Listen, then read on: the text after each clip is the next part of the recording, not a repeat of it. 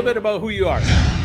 In my career, professional career, in the first title, I have a chemical engineering focus in petroleum and petrochemical, and on the rest of my titles, so university titles, are focusing in finance, to magister or magister in like an MBA and international finance, and I got my PhD 4 years ago here in Costa Rica. Okay, in this moment, well, I try to do my best of my best. Okay, trying to teach to everybody, to learn to different things here in Costa Rica. That's the reason that I'm an international analyst, not only here in Costa Rica, if also in international broadcast that I'm approaching. Now, to start the discussion, could you give us a little bit of insight so that we could sort of like evolve within the discussion about what was the state of the Costa Rican economy before the pandemic?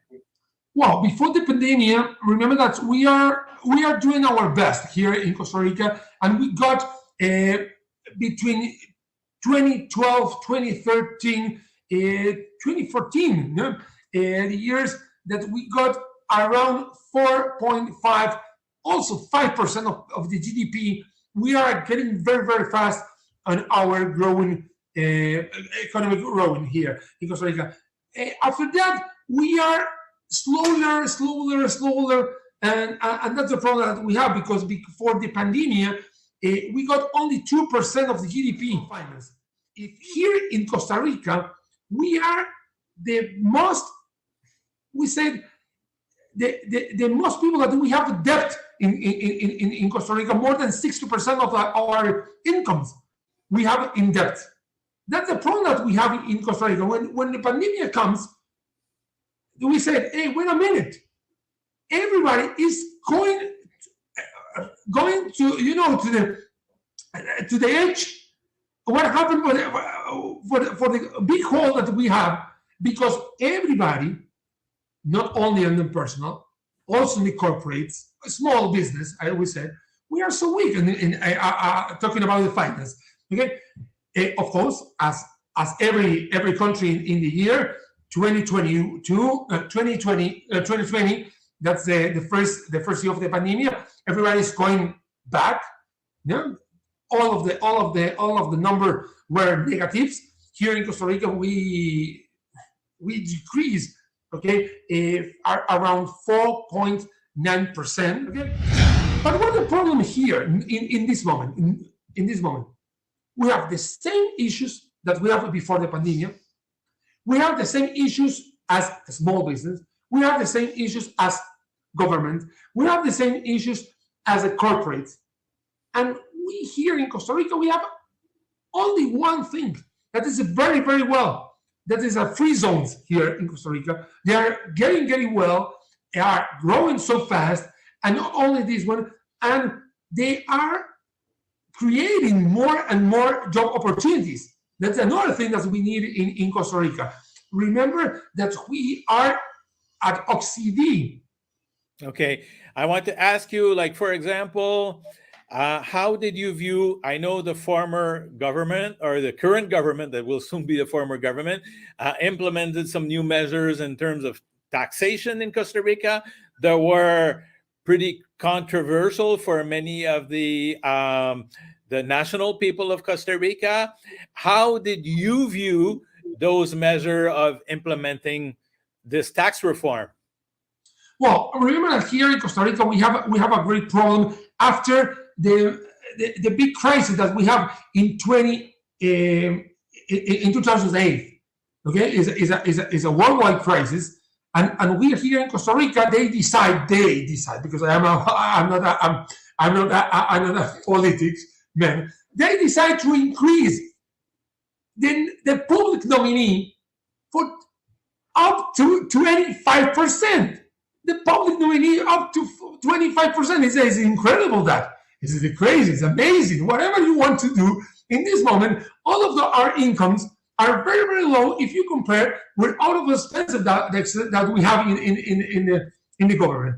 The only thing that we need to, close the spread is increasing your incomes of course, taxes. No, you don't have anything to do that. And the other one is make great adjustment on the expenses. Everybody said that we have a very debt or a high debt or high debt percent of the GDP. But in the main thing that we need to know is you have incomes very, very below to the expenses. You have to close this gap that you have. Okay. So when the IMF imposes conditions on the country, whether it's Costa Rica or any other country, so will they go into that type of detail in terms of like border taxation systems or immigration or I don't know, like revenue income or that kind of stuff, brackets, benchmarks? Remember that IMF, they put the objectives. I need a primary deficit around this number. If you have a superávit, very well, excellent, good for you. But I need this kind. And what happened with international reserve? What happened for the inflation? And what happened for exchange rate? Mm-hmm. What happened for all of the payments that you have? Remember that every month we have a monthly payments, of course. Okay? And you have to say, okay, what happened with these kind of payments? Okay, that's all of the objectives that you need. Well, the IMF needs. You have to make all of your projects. And what happened for your project? And I can give you advices. Remember, the IMF it's not like a very, very well imagined that the IMF has. Okay? Remember that the IMF before the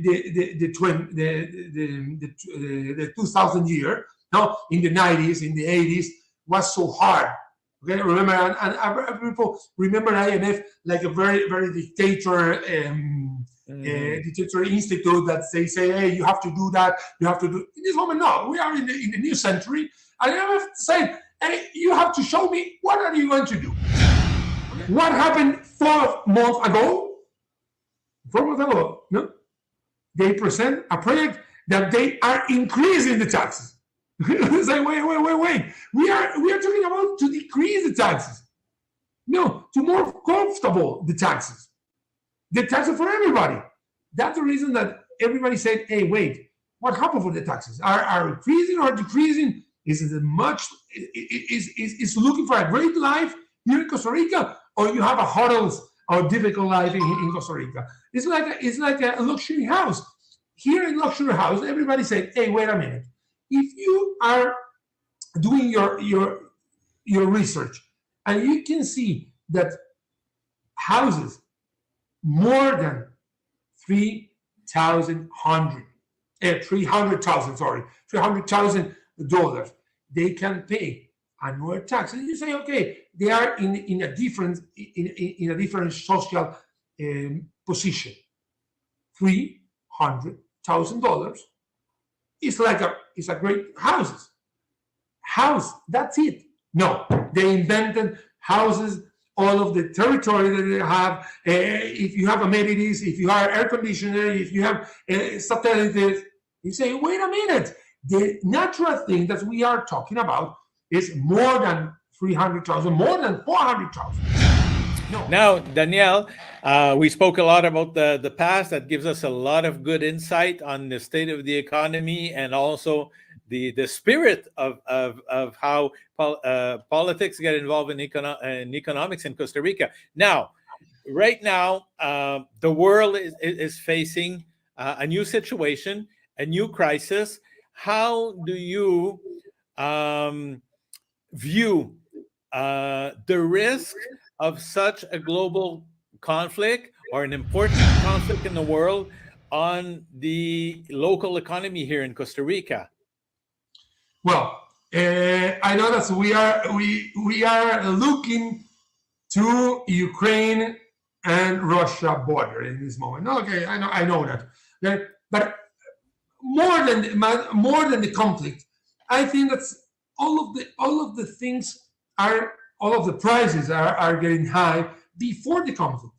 Remember that we are we were for more than 2 years closing inside of houses, inside of home, and stay at home is the phrase, okay? And everybody is going out.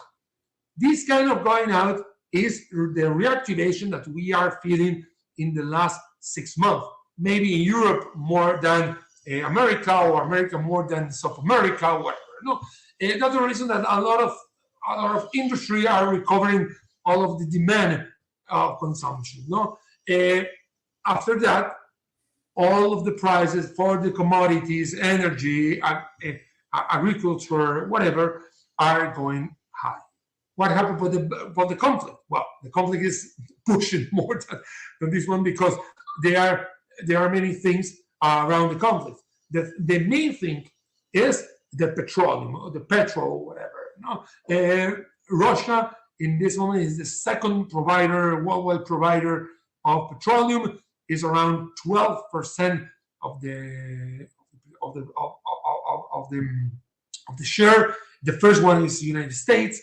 And what happened for the sanction that they said nobody can buy gas and petrol or petroleum from Russia. That's the problem that we are getting so fast around the last 2 or 3 weeks. That's the reason that the last week we got the highest price of the petroleum in this decade. Remember, the last decade reached 100 to 140. Okay, in this one was 130. And in this moment, we said, okay, what happened for the sanction? Russia, in this moment, is practically 100%, 90% isolate. Okay, the other 20% is from China border and China relations. And maybe all of the prices are getting high because all the IMF and the World Bank said that 2022 is going to be a complicated year because all of the inflation that we have in the past 2022. Okay, in 2 or 3 months, all of these kind of conflicts, they are getting end. It's not like 100 years ago that nobody knows the way. The conflict is continuing, because remember that this kind of conflict is not between Russia and Ukraine. I said it's between Sovietics, the old Sovietics mind, to all the Ukraine minds, and in the middle are the new ones, Russians, and the new one, Ukrainian. That's the reason that I said in 2014. We study on, we feel that we lived all of the Crimea problem. Remember, Crimea network, all of the Russian trying to get internet abroad the Russia to say, I miss my Instagram, I miss my Facebook, because they need it. Because we are a new generation of people. Remember in the beginning of this decade, the same things happen, maybe different, but I think it's the same with the Arabic Spring. Remember what happened with the Arabic Spring? All of the new ones, the new generation, they say to the old ones, "Hey, we are changing. We are changing. We can make decision thinking in the past." Now, Daniel, there's a lot of talk this week about potential price increase in terms of gasoline and petroleum products here in Costa Rica. Now, how do you view that? Should people in Costa Rica be concerned? How do you foresee that? Well, I talked to you 10 minutes ago, 15 minutes ago, that we are in a small country and we depend on all of the imported goods. Okay, with one are the gasolines. Okay, the different gasoline that we have. Okay, we buy the gasoline to the American providers, and we are in the perfect storm in this moment. We are in a Russian roulette.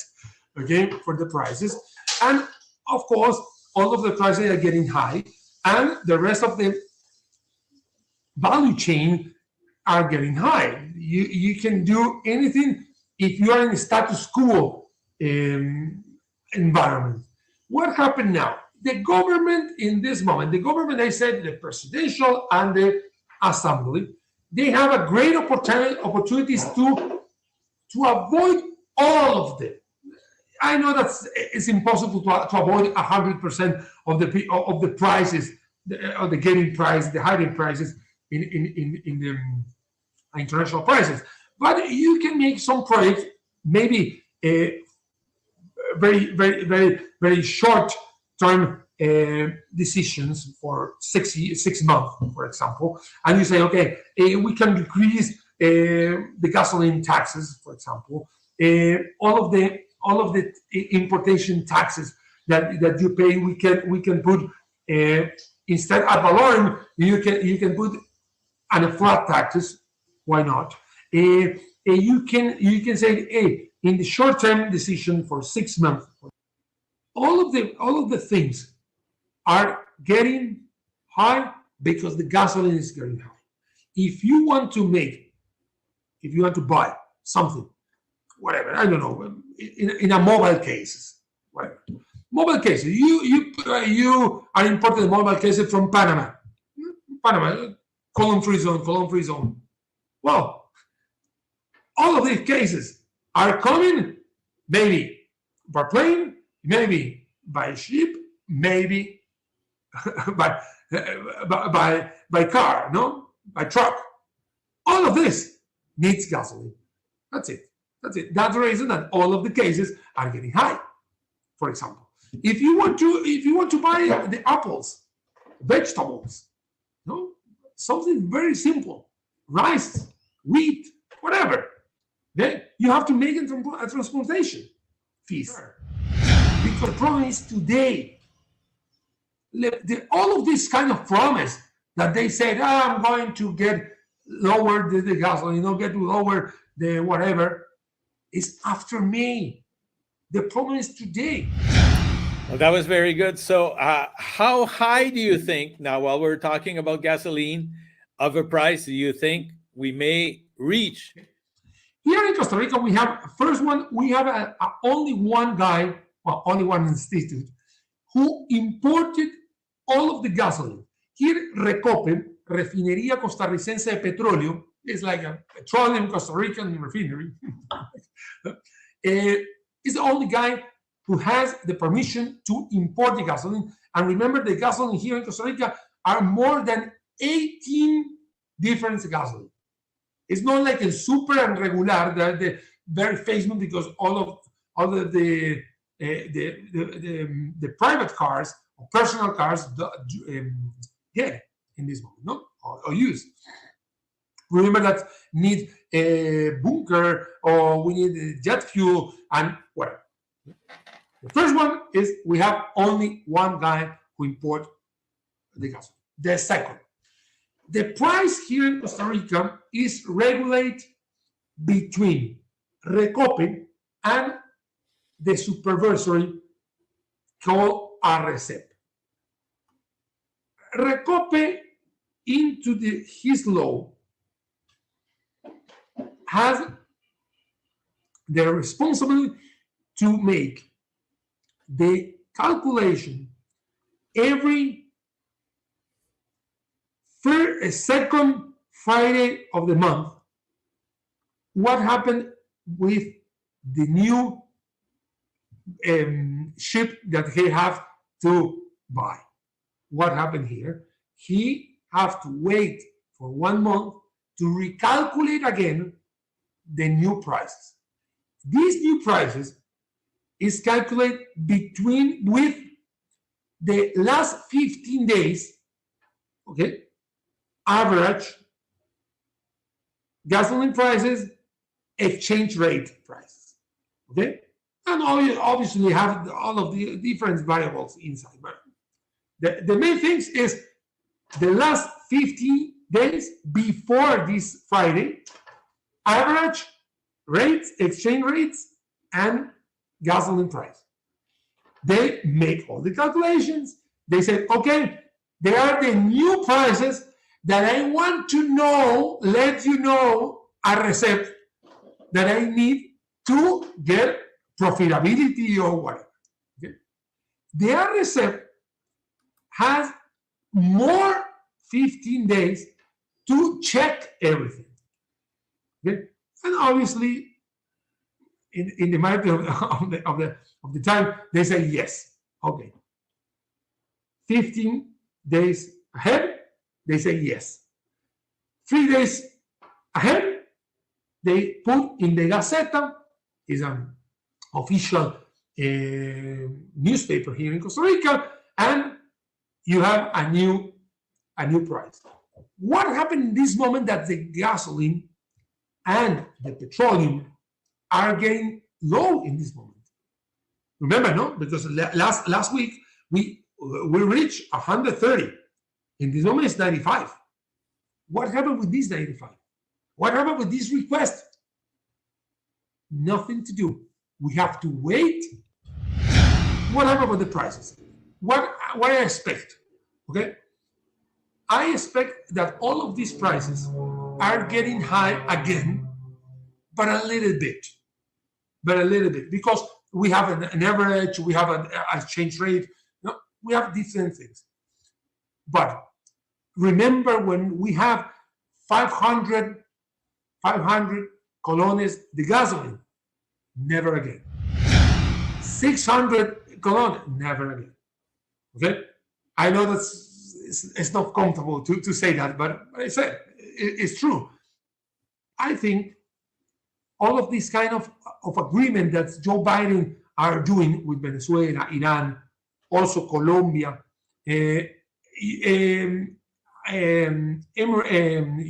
Emirates Arabs, okay, I think that they are looking to have a petroleum between $80 and $90 in the rest of the year.